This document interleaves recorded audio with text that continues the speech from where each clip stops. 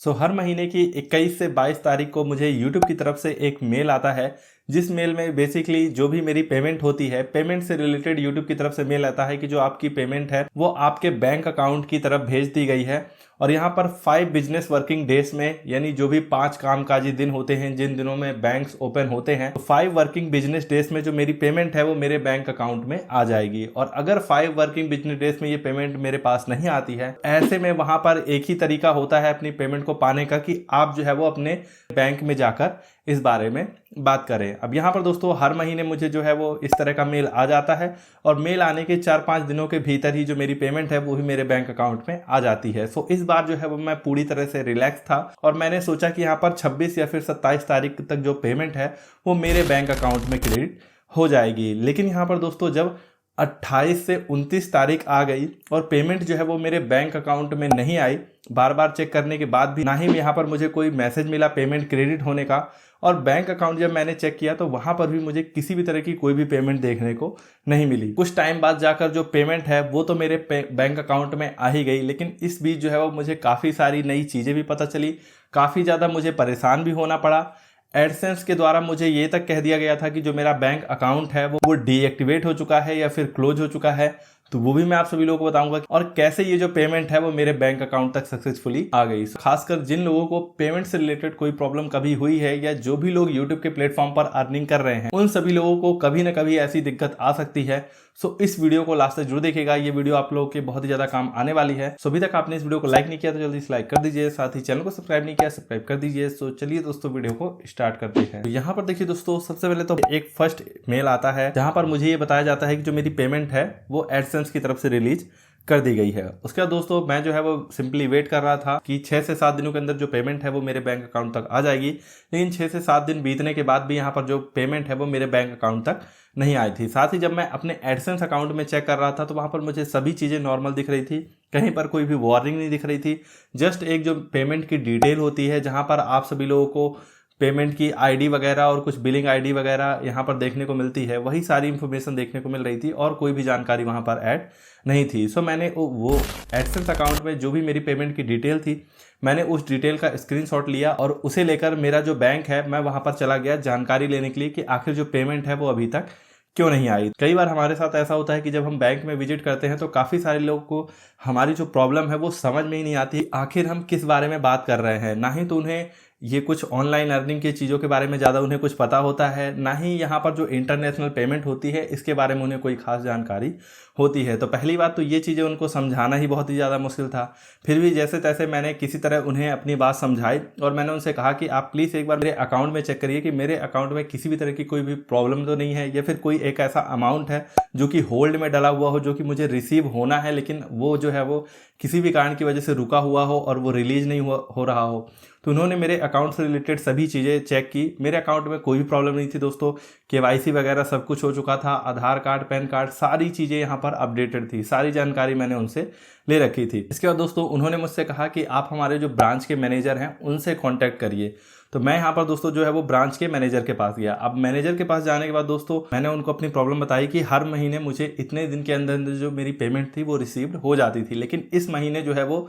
6-7 दिन से ज़्यादा हो रहे हैं, लेकिन अभी तक जो पेमेंट है वो मेरे बैंक अकाउंट में क्रेडिट नहीं हुई है। तो उन्हें भी इस बारे में बहुत ज़्यादा जानकारी नहीं थी, पर उन्होंने यहाँ पर सिंपली यही कहा कि आप जो है वो यहाँ पर कुछ दिन का और वेट कर लीजिए, फिर भी यहाँ पर आपको पेमेंट वगैरह नहीं आती है तो उसके बाद हम यहाँ पर आपकी कुछ हेल्प करने की कोशिश जरूर करेंगे, लेकिन अभी आपको सिर्फ और सिर्फ वेट करना चाहिए। उसके बाद दोस्तों मैं अपने घर चला आया और मैं यूट्यूब पर काफ़ी सारी चीज़ें सर्च करने लगा, जहाँ पर मुझे एक चीज़ ये पता चली कि जब भी हम यहाँ पर अपना पेमेंट रिसीव करने के लिए यहाँ पर अपना बैंक डिटेल डालते हैं तो वहाँ पर हमें अपने बैंक का स्विफ्ट कोड डालना होता है। अब कई बार ऐसा होता है कि हम जिस स्थान पर रहते हैं या जहाँ पर का हमारा बैंक है उस जगह का जो स्विफ्ट कोड है वो अवेलेबल नहीं होता है। ऐसे में हमें अपने नज़दीक के ही किसी दूसरी सिटी का जो बैंक होता है उसका स्विफ्ट कोड यदि अवेलेबल है तो उसको डालना होता है। यहाँ पर आप जो भी अपने नियरेस्ट ब्रांच का स्विफ्ट कोड देते हैं, आपकी जो पेमेंट है वो एडसेंस की तरफ से सबसे पहले उस ब्रांच में भेजी जाती है और वहाँ से अप्रूव होने के बाद ही वो जो पेमेंट है वो आपके बैंक अकाउंट तक आती है। तो कहीं ना कहीं मुझे ये समझ में आ गया था कि यहाँ पर जो प्रॉब्लम है वो मेरे बैंक अकाउंट के जो नियरेस्ट ब्रांच है जहाँ का मैंने स्विफ्ट कोड दिया हुआ है वहाँ पे कोई ना कोई प्रॉब्लम आ रही है, जिसकी वजह से जो मेरी पेमेंट है वो मेरे बैंक अकाउंट तक नहीं आ रही है। तो ये सब चीज़ें दोस्तों चली रही थी। इसी बीच मुझे एक चीज़ और पता चली कि हमारा जो एडसेंस अकाउंट होता है उसके हेल्प डेस्क में जाकर हम यहाँ पर जो अपनी पेमेंट है उसको ट्रैक भी कर सकते हैं, लेकिन इसकी शर्त यह है कि हमें 10 से 15 बिजनेस वर्किंग डेज तक रुकना होता है। यानी 10 से लेकर 15 ऐसे दिन जिन दिनों में बैंक खुला रहता है, इतने दिन बीत जाने के बाद ही हम जो है वो अपनी पेमेंट को ट्रैक करने के लिए यहाँ पर जो है वो एडसेंस से रिक्वेस्ट कर सकते हैं। तो फिर उसके बाद दोस्तों मैं जो है वो सिंपली वेट कर रहा था कि पहले जो है वो कम से कम इस बात को जो है वो 14 से 15 दिन हो जाए, उसके बाद ही मैं यहाँ पर एडसेंस को रिक्वेस्ट करूँगा। जिसके बाद दोस्तों उनकी तरफ से कुछ आपको यूनिक नंबर वगैरह मिलते हैं जिनके थ्रू आप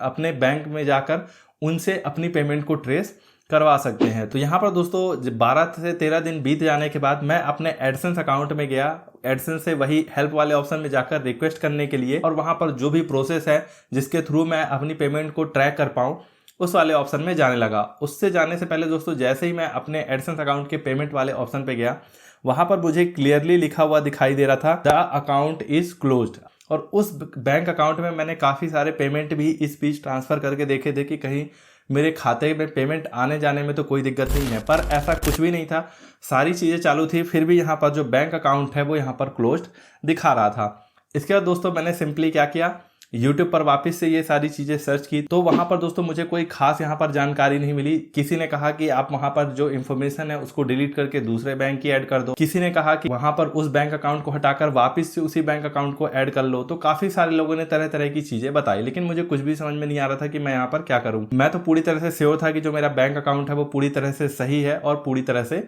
चालू है। इसके साथ साथ दोस्तों जब मैंने अपने YouTube चैनल वाले मेल पे चेक किया तो वहां पर मुझे एडसेंस की तरफ से एक मेल भी आया था जहां पर लिखा हुआ था the payment we sent to your AdSense for YouTube. यहाँ पर नंबर था कुछ और यहाँ पर 4 नवंबर 2024 वॉज अनसक्सेसफुल बता रहा था। और यहाँ पर एक चीज लिखी हुई थी, unfortunately they didn't give us a reason why, check with them for more information, please contact your bank और credit institute to resolve the issue. Again यहाँ पर दोस्तों जो मुझे वापस से एक मेल आ चुका था एडसेंस की तरफ से जहाँ पे क्लियरली ये बता रहा था कि जो मेरी पेमेंट है वो यहाँ पर अनसक्सेसफुल हो चुकी है और मुझे जो है वो अपने बैंक से जो है वो यहाँ पर कॉन्टेक्ट करना चाहिए। लेकिन उससे पहले मैंने सोचा कि क्यों ना अपना जो मेरा बैंक अकाउंट क्लोज बता रहा है इसको डिलीट कर देता हूं और वापस से इसी बैंक की डिटेल जो है वो मैं दोबारा शुरू से भर देता हूं। तो यहाँ पर दोस्तों जो बैंक की मेरी डिटेल थी मैंने वापस से उसको, जो मेरा भी द अकाउंट इज क्लोज्ड बता रहा था, मैंने सिंपली वहां से उसे जो है वो डिलीट किया और वापस से उसी बैंक अकाउंट को सेम इंफॉर्मेशन के साथ मैंने भरकर सारी डिटेल जो है वो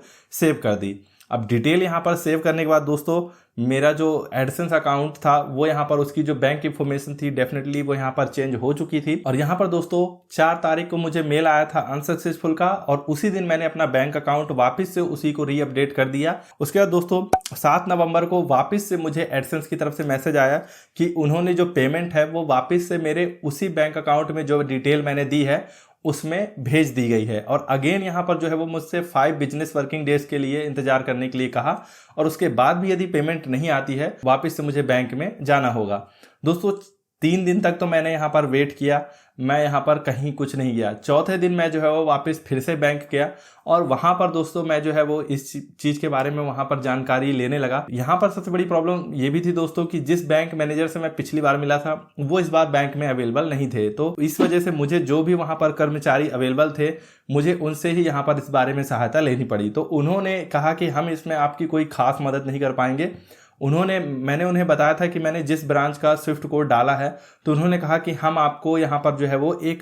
ईमेल प्रोवाइड कर देंगे उस बैंक की शाखा का जहाँ का आपने स्विफ्ट कोड डाला है। तो मैं सिंपली उनसे उस बैंक का जो मेल है वो लेके आ गया जिस बैंक की शाखा का मैंने स्विफ्ट कोड डाला था। घर आने के बाद मैंने क्या किया, सिंपली एक मेल तैयार किया जहाँ पर जो भी एक प्रोफेशनल तरीका होता है उस तरीके में मैंने अपनी जो भी सारी जानकारी थी कि मैं क्या करता हूँ, किस तरह की पेमेंट थी, पेमेंट से रिलेटेड जो भी जानकारी थी और मेरे बैंक अकाउंट से रिलेटेड जो कुछ इन्फॉर्मेशन थी जो कि मुझे लगता था कि इस मैटर में ज़रूरी है, वो सारी चीज़ें मैंने यहाँ पर जो है वो सबमिट कर दी। और पेमेंट रिसिप्ट जो हमें एडसेंस में दिखाई देती है पेमेंट रिलीज होने के बाद, उसका एक स्क्रीनशॉट लेके मैंने ईमेल में जो है वो अटैच करके उसी दिन मैंने जो है वो वहाँ पर उस ब्रांच वाले मेल पे जो है वो उसको भेज दिया। इसके बाद दोस्तों ये दिन ख़त्म हुआ, बैंक की तरफ से भी सारी उम्मीदें ख़त्म हो चुकी थी। इसके नेक्स्ट डे जैसे ही मैं सवेरे सो के उठा मैंने देखा दोस्तों कि यहाँ पर जो है वो मेरे बैंक की तरफ से एक मैसेज आया हुआ था, जो कि हर महीने मुझे जब मेरी पेमेंट आने वाली होती थी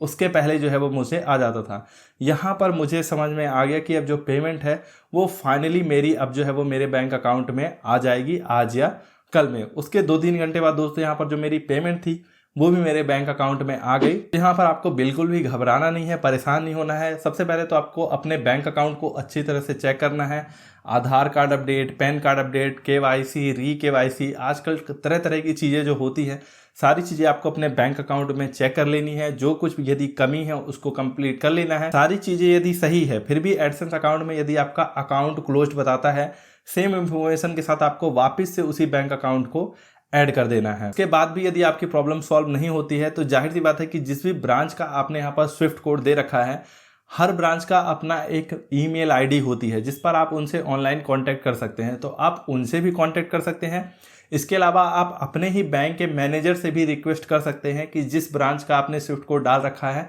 वो एक बार वहाँ पर इस बारे में ज़रूर से बात कर लें कि क्या दिक्कत हुई है। मेरे केस में हालांकि मैंने खुद से मेल किया था, मैंने अपने ब्रांच मैनेजर को रिक्वेस्ट नहीं की कि वो वहाँ पर बात करें, और हालांकि मैंने जो है वो मेल रात को किया था और सवेरे ही मुझे जो है वो पेमेंट का जो मैसेज है वो आ गया था। इसलिए मैं एग्जैक्टली नहीं कह सकता कि मेरे मेल भेजने की वजह से ही मेरा पेमेंट रिलीज हुआ। हो सकता है कि पहली बार जब मेरे बैंक अकाउंट में पेमेंट ट्रांसफ़र की गई उस वक्त जो मेरा स्विफ्ट कोड वाला बैंक था उसमें कोई दिक्कत रही होगी, या इस समय त्यौहार का भी टाइम था तो हो सकता है वहाँ पर जो कर्मचारी हैं वो अवेलेबल ना रहे हों, जिसकी वजह से जो मेरा पेमेंट है वो किसी ने एक्सेप्ट ही नहीं किया। और जब यहाँ पर पेमेंट एक्सेप्ट नहीं हुआ तो एडसेंस को लगा कि जो मेरा बैंक अकाउंट है वो या तो बंद हो गया है या फिर डिसेबल हो गया है। इस वजह से जो मेरी पेमेंट है वो वापस से मेरे एडसेंस अकाउंट में चली गई और वहाँ पर जो है वो मेरा बैंक अकाउंट भी मुझे क्लोज्ड बताने लगा। जब दोबारा से मैंने अपनी बैंक डिटेल ऐड की, सेम वही बैंक डिटेल, और वापस से मैंने जब सारी चीज़ें डाल दी और एडसेंस की तरफ से पेमेंट भेजी गई तो इस बार जो पेमेंट है वो मुझे रिसीव